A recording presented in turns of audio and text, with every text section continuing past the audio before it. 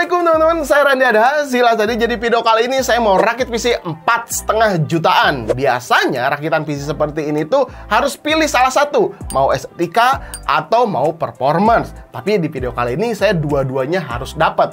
PC ini tuh harus panjang umur, pakai produk-produk yang berkualitas, dan estetikanya harus dapat juga. Nah, kira-kira apa sih racikannya? Oke, kalian harus perhatikan PC yang di samping saya ini. Yang pertama poinnya adalah casing ya. Casing di sini ya untuk estetika. Kalian percaya nggak? Casing ini cuma 300 ribuan aja teman-teman. Udah dapat 3 fan RGB. Desainnya mirip akuarium karena ini memang lagi musim lah ya. Di tahun 2024 ini casing-casing seperti ini lagi musim banget. Apalagi ini harganya murah. Ini dari NYK Nemesis T68. Untuk depan dan sampingnya ini udah tempered glass ya, walaupun ya nggak tebal-tebal amat, 3 mm aja. Untuk kacanya, di atas juga udah ada dust filter, ini magnetik ya, lumayan untuk bisa menyaring debu. Terus udah ada 3 fan RGB. Kalau misalkan kita beli satuan, harga fan 3 ini tuh bisa 100 ribuan lebih. Di sini udah gratis ya. Bisa dipasangkan 2 fan lagi di sini untuk intake-nya ya, atau bisa dipasangkan ayo water cooler 240 juga. Ini di sini bisa. Bahannya ini tuh SPCC 0,6 mm, nggak kerasa kopong sih, karena dimensinya ini yang kecil. Panjangnya cuma 290 mm, lebarnya cuma 190 mm, dan tingginya 370 mm. Minimalis lah ya, kalau misalkan mejeng di atas meja PC gaming yang nggak terlalu besar, ya cukup-cukup aja ya. Makanya si casing ini tuh cuma support motherboard ATX dan MATX. Untuk instalasi GPU ini bisa dipasangkan PGA 3 fan, support sampai 370 mm panjang GPU-nya. Bisa dipasangkan juga IO 240 mm di atas. Dan yang paling unik lagi ada side panelnya ada di samping. Ini lumayan, udah ada USB 3.0, ada 2 kali USB 2.0, port mic, port audio, dan ada LED untuk ngerubah warna si fan-nya. Tapi sayangnya casing ini tuh kurang keset ya teman-teman. Bagian kakinya nggak dilengkapi dengan rubber atau karet. Jadi pas disimpan di meja, pas mau nyolokin USB atau sesuatu ya ke USB ini, casingnya tuh ikut ngegeser. Jadi harus sambil dipegang casingnya. Ya PR juga sih, harus pasang di atas karpet atau di atas mousepad biar lebih keset si cengkeraman casingnya. Oh ya, satu lagi nih, untuk kabel manajemen memang ini nggak terlalu lega, tapi udah disiapin di bagian sisi tuh ya, kalian bisa lihat. Di ruangan ini tuh bisa dipakai untuk rapihin kabel. Ya setidaknya ini bisa terpakai lah ya, biar kabel tuh nggak terlalu berantakan. Nah, itu salah satu dari poin penting untuk menawarkan estetikanya, yakni si casing. Ya harganya murah meriah. Terus untuk komponen yang saya pakai di sini juga memang ya nggak terlalu baru lah. Pakai Intel generasi ke-10 i3-10100F. Motherboardnya tentunya ya harus sama ya. Ini saya pakai yang entry level banget lah ya. Menggunakan motherboard H410M. Gitu ya. Yang penting udah ada slot M.2-nya karena di sini saya pakai 256 GB NVMe dari Adata Legend 710. Terus untuk memori RAM-nya saya pakai XPG Spectric D41 2x8 GB. Jadi untuk NVMe terus memori RAM saya pakai yang nggak entry level banget lah ya, punya kualitas dan durability yang cukup bagus. Terus yang paling penting adalah power supply-nya. Di sini saya juga nggak pakai yang biasa-biasa aja karena ya pengen si PC ini tuh panjang umur teman-teman. Saya pakai FSP HP Pro yang 550 watt.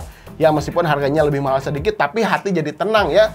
Power supply ini punya durability atau kemampuan mengalurkan listrik ke bagian-bagian penting seperti motherboard dan GPU ini udah lebih baik.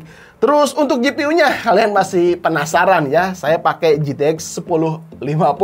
Nah ini TDP-nya tuh di bawah 75 watt. Jadi untuk keseluruhan PC ini nanti pas main game nggak terlalu boros. 2 GB, 128 bit GDDR5.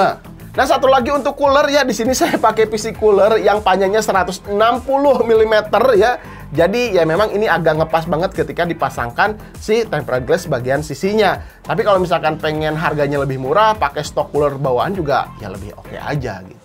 Oke, semuanya udah, berarti teman-teman gimana performanya untuk total keseluruhannya kalian bisa lihat di sini sekitar 4.800.000-an lah ya. Kalian bisa cek nanti link terupdate-nya di deskripsi. Sekarang kita akan tes bagaimana performanya. Let's go. Oke, pengujian pertama langsung gaming aja ya. Di sini saya tes Horizon Zero Dawn resolusi 1080p, presetnya papor aja, cukup ya. Kalau Ultimate sedikit kewalahan si GPU-nya, tapi yang penting FPS masih playable. Main game petualangan ini enak lah ya.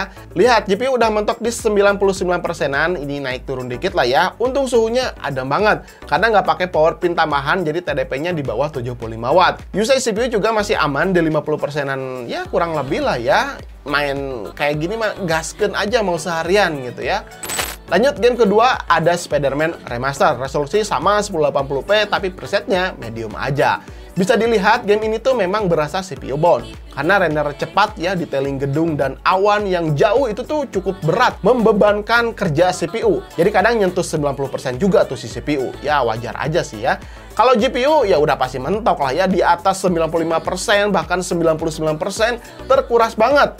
Watt total PC ini kalian bisa lihat cuma sekitar 125 watt aja pas main game seperti ini. Asli ini bukan sahabat PLN nah ya. Kalau FPS masih di atas average 30 sih, saya main ini lancar-lancar aja. Nggak patah-patah, bahkan jarang ada drop FPS. Pas ada ledakan-ledakan bom yang besar juga, ya FPS-nya masih berada di sekitar 30-an. Mantap lah ya. Oke, kita akan lanjut ke game yang lebih berat lagi, yakni si RDR 2. Resolusi sama ya, pasti 1080p, tapi presetnya di low aja. Usage GPU kalian udah lihat mentok 99%. CPU juga kadang nyentuh di 60%-an, ya udah lumayan terkuras juga ya kedua CPU dan GPU ini. Tapi untungnya suhu masih adem banget teman-teman. Airflow casing ini lumayan cukup oke ya, ternyata ya bisa diandalkan.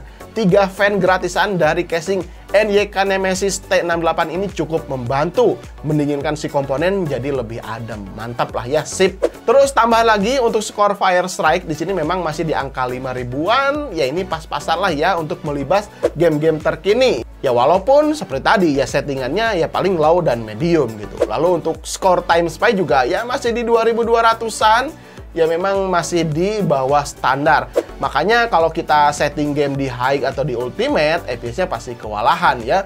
Game-game berat yang seperti saya tes tadi. Kalau game-game ringan seperti Valorant, PUBG gitu ya, Dota 2, di setting high juga pastinya udah libas.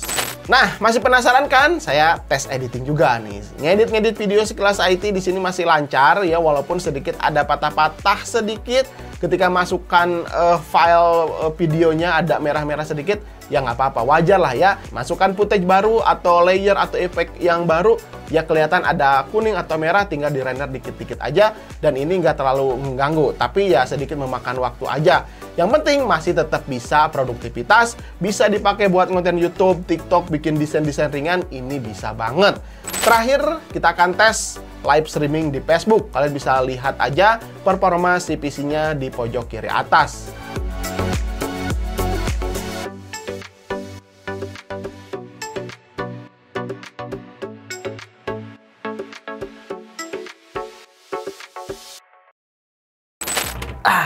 Nah, gimana setelah tadi melihat performa PC 4,5 jutaan atau 5 juta ke bawah lah ya, 4,8 jutaan. Menurut saya sih, dengan komponen-komponen yang dipakai, saya optimis gitu ya. PC ini bisa umurnya panjang. Power supply-nya juga udah bagus, RAM-nya bagus gitu ya, NVMe bagus. Terus performa tadi main game ya walaupun nggak bisa setting di ultimate atau di high ya, karena kita terbatas juga ya si GPU-nya gitu ya, 1050 ya performanya seperti itu. Tapi setidaknya kalian mau main game di zaman sekarang bisa, walaupun settingannya medium. Dipakai editing misalkan mau jadi konten kreator ya, belajar-belajar ngedit, ini masih bisa banget ya. Tadi pengujiannya juga udah bisa lah, lancar lah ya. Terus dipakai live streaming juga tetap bisa juga ya. Dan satu lagi, ya memang di sini ada kekurangannya karena si GPU ini second ya teman-teman, jadi punya garansi yang sangat pendek sekali. Saya beli second dapat 950 ribuan, garansinya 2 minggu aja. Tapi setelah tadi melihat pengujian pas main game, ternyata airflow di dalam casing ini tuh cukup bagus teman-teman. Jadi untuk si GPU dan CPU suhunya adem banget. Ya biasanya kalau misalkan suhu GPU, CPU adem itu bisa menambah umurnya jadi lebih panjang. Makanya si casing di sini tuh sangat berperan penting banget lah ya. Fan-fan di sini tuh bisa memberikan intake dan exhaust yang cukup bagus supaya komponen-komponen di dalamnya tuh terjaga lebih sehat, lebih adem lah gitu. Makanya ya saya sebutnya PC ini 4 jutaan, bisa panjang umur, awet, dan estetika dapat. Semuanya kan poin-poinnya dapat gitu. Gimana menurut kalian? Apakah kalian punya rakitan PC yang lebih keren, lebih menarik dari ini? Coba komentar aja di bawah gitu. Oke, sampai ketemu di video berikutnya. Saya Randy Adha, Sekilas IT. Assalamualaikum warahmatullahi wabarakatuh. Salam teknologi.